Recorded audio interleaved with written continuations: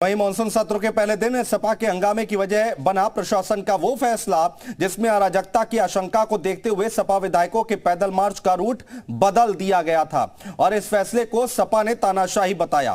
तो बीजेपी ने कहा कि प्रदर्शन के नाम पर अराजकता किसी हाल में बर्दाश्त नहीं की जाएगी। वहीं मानसून सत्र के पहले दिन यही वजह हंगामे का सबब बन गई।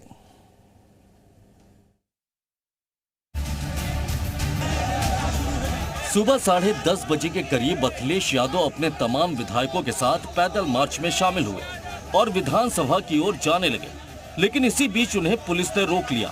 पुलिस ने कानून व्यवस्था का हवाला देते हुए कहा कि सपा विधायकों ने जिस रूट पर पैदल मार्च निकालने की इजाजत मांगी थी, उस रूट पर सुरक्षा की वजह से उन्हें मार्च की इजाजत नहीं दी गई और मार्च का रूट बदल दिया गया। वहीं इसके बाद भी जब सपा विधायक नहीं माने तो उन्हें जबरन रोक दिया गया। उक्त पैदल मार्च के संबंध में बार बार अनुरोध करने के बावजूद भी उपरोक्त दल द्वारा कोई भी अनुमति स्थानीय पुलिस प्रशासन से नहीं ली गई। इसके बावजूद प्रजातांत्रिक मूल्यों को देखते हुए पुलिस ने उनके पैदल मार्च की। डिप्टी सीएम ब्रजेश पाठक ने प्रशासन की कार्रवाई के पीछे लोकल इंटेलिजेंस यूनिट की रिपोर्ट का हवाला दिया है। ब्रजेश पाठक ने कहा कि रिपोर्ट में इस बात की आशंका जताई गई थी कि तय रूट पर अगर सपा विधायक पैदल मार्च निकालते हैं तो अराजकता फैल सकती है और इसी वजह से रूट को बदला गया।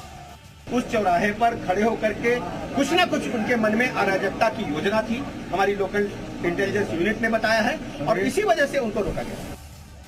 सपा के धरने को लेकर जहां एक और बीजेपी ने तीखा हमला बोला, तो वहीं दूसरी ओर सपा के पुराने सहयोगी ओम प्रकाश राजभर भी अखिलेश पर हमला बोलने से नहीं चूके।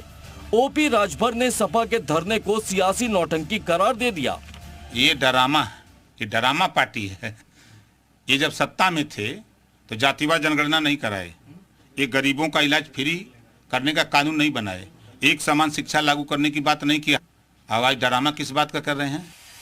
एक और बीजेपी और राजभर अखिलेश यादव के प्रदर्शन पर हमलावर दिखे, तो दूसरी ओर अपना दल के की नेता और सिराथू सीट से सपा विधायक पल्लवी पटेल ने मामले को लेकर योगी सरकार पर हमला बोला।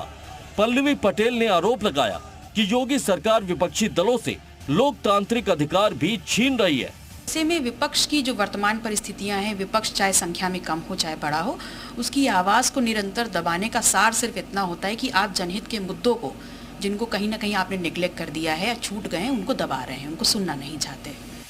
मानसून सत्र के पहले दिन सपा के पैदल मार्च के रूट को लेकर सियासत गर्म होती दिखी, जहां प्रशासन और सरकार रूट बदलने को कानून व्यवस्था के लिए जरूरी कदम बता रहे, तो वहीं समाजवादी पार्टी के नेताओं का साफ कहना है कि जब भी सरकार के खिलाफ प्रदर्शन होता है तो सरकार प्रदर्शन को रिपोर्ट के बहाने दबाने की कोशिश कर रही है, जो लोकतंत्र के लिए बड़ा खतरा बन गया।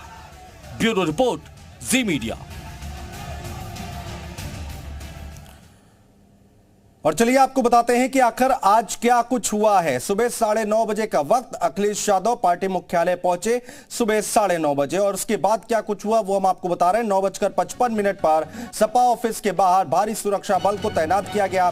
10:26 पर अखिलेश यादव पैदल मार्च के लिए निकलते हैं। उसके बाद 10:26 पर सपा विधायकों के साथ विधानसभा की ओर निकलते हैं। 10:39 पर अखिलेश यादव को घर के पास रोक दिया जाता है और 10:39 पर पुलिस ने कानून व्यवस्था का हवाला देकर उनको रोक दिया। 10:40 पर पुलिस और सपा विधायकों में हल्की झड़प हुई। इसके बाद तकरीबन 11:15 बजे यानी कि सुबह के 10:45 पर अखिलेश यादव ने सड़क पर धरना शुरू कर दिया।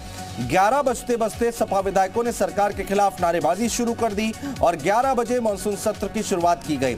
सुबह 11:05 पर सीएम योगी ने दिवंगत विधायकों को श्रद्धांजलि दी और 11:10 पर सीएम योगी ने सदन में लोगों को संबोधित किया। इसके बाद 11:20 पर मानसून सत्र के पहले दिन की कार्रवाई जो है उसको स्थगित किया गया और सुबह 11:30 बजे सपा ने धरना खत्म किया, विधायक वापस लौट गए। तो आज क्या कुछ हुआ वो हम आपको बता रहे हैं सिलसिलेवार तरीके से।